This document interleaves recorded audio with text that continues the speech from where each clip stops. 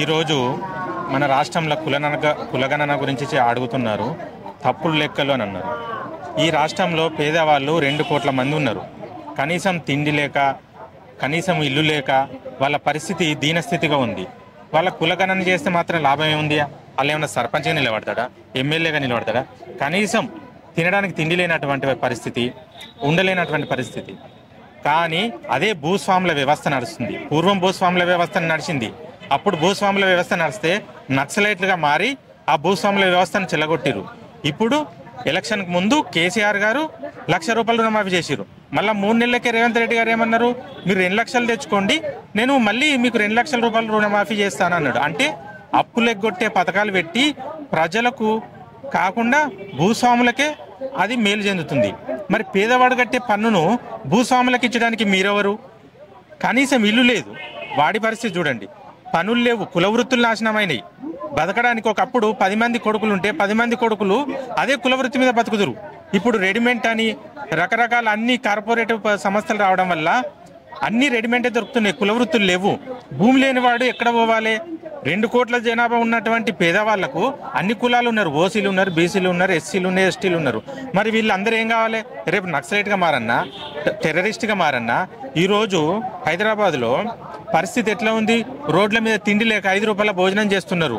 యువకులు 30 సంవత్సరాల వయసు ఉన్నది. వాళ్ళు ఈరోజు తల్లిదండ్రులను తిడుతున్నారు, మీరు భూమి ఎందుకు కొనలేదు, మాకు వ్యవసాయ భూమి ఎందుకు లేదు? వాళ్ళకి లక్షలు రుణమాఫీ అవుతుంది. ఎలక్షన్కి ముందు, ఎలక్షన్ తర్వాత 3 నెలలనే మళ్ళీ ₹2,00,000 రుణమాఫీ చేయాలని ప్రజలు తిడుతున్నారు. రేవంత్ రెడ్డిని తిట్టేది భూస్వాములే, కేసీఆర్ని తిట్టేది భూస్వాములే, నరేంద్ర మోడీని తిట్టేది భూస్వాములే. మరి వీళ్ళే తెల్లారలేసి తిడతాడు. ఏనాడైనా ఒక పేదవాడు తిట్టాడా? రేవంత్ రెడ్డిని కానీ, కేసీఆర్ని కానీ, మోడీ గారిని కానీ ఎవ్వరు తిట్టరు. ఇదే పరిస్థితి ఆంధ్రాలో ఉంది, తెలంగాణలో ఉంది. ఆంధ్రాలో పేదవాళ్ళు బతకడానికి, వ్యవసాయం చేసుకుంటానికి భూమి లేక, వాళ్ళు ఇక్కడ బతకడానికి వస్తే వాళ్ళు రూము రెంట్లు కట్టుకోలేక పారిపోయే పరిస్థితి వస్తుంది. మరి ఇది ఎప్పుడు మారాలి? వీళ్ళందరినీ మీరు ఏం తయారు చేద్దామని అనుకుంటారు అంటే, వీళ్ళు ఎన్నడూ కూడా మిమ్మల్ని ముందుకొచ్చి అడుగుతలేరు. ఇల్లు లేనోడు పరిస్థితి, భూమి లేనోడు వాడు ఎక్కడ పోవాలి? కూలి పని చేసుకుని బతుకుండు. ఈరోజు అన్ని నిత్యావసర వస్తువులు అన్నీ పెరిగినాయి. ఇదే భూస్వామికి రేషన్ కార్డు ఉంది, ఇదే భూస్వామికి రేషన్ కార్డు ఉంది. పింఛన్ వానికే, ఆరోగ్యశ్రీ వానికే. వానికి పిల్లలు పెళ్ళిళ్ళైనా కానీ వాందే ఫస్ట్ పేరెక్కి వానికే రేషన్ కార్డు వస్తుంది. పేదోనికి 9 సంవత్సరాల రేషన్ కార్డు రాలేదు. కనీసం ఇదే సిరిసిల్లలో కేటీఆర్ గారు ఉన్నారు కదా, నాకు లేబర్ కార్డు ఇవ్వమని అంటే కనీసం 6 నెలల నుంచి సంవత్సరం అవుతుంది. నేను పేదోని కదా, లేబర్ కార్డు 6 నెలల నుంచి సంవత్సరం అవుతుంది. ఇంతవరకు లేబర్ కార్డు ఇవ్వలే.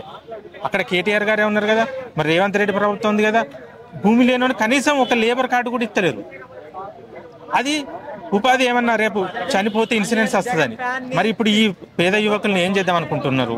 నక్సలైట్గా మారమని మీరు చెప్తున్నారా, లేకపోతే టెర్రరిస్ట్గా మారమని చెప్తున్నారా?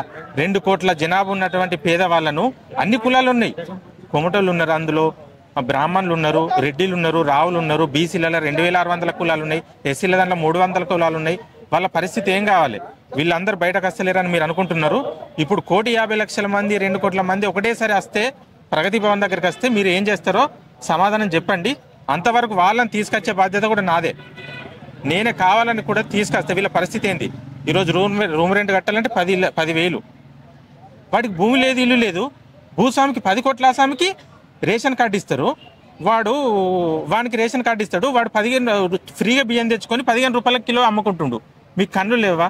అక్కడ చూడండి, రేషన్ ఆఫీస్, రేషన్ డీలర్ ముంగట్నే వాడు భూస్వామి ఫ్రీగా బియ్యం తీసుకొని ₹15 కిలో బియ్యం అమ్ముకుంటుండు. వానికే 30 కిలోల బియ్యంది. మరి దీనికి సమాధానం ప్రభుత్వం చెప్పాలి, గత ప్రభుత్వం చెప్పాలి. మీరే స్టార్ట్ చేసారు భూస్వాములకు అప్పులు ఎగ్గొట్టమని, మీరే బంద్ చేయాలి అంతే.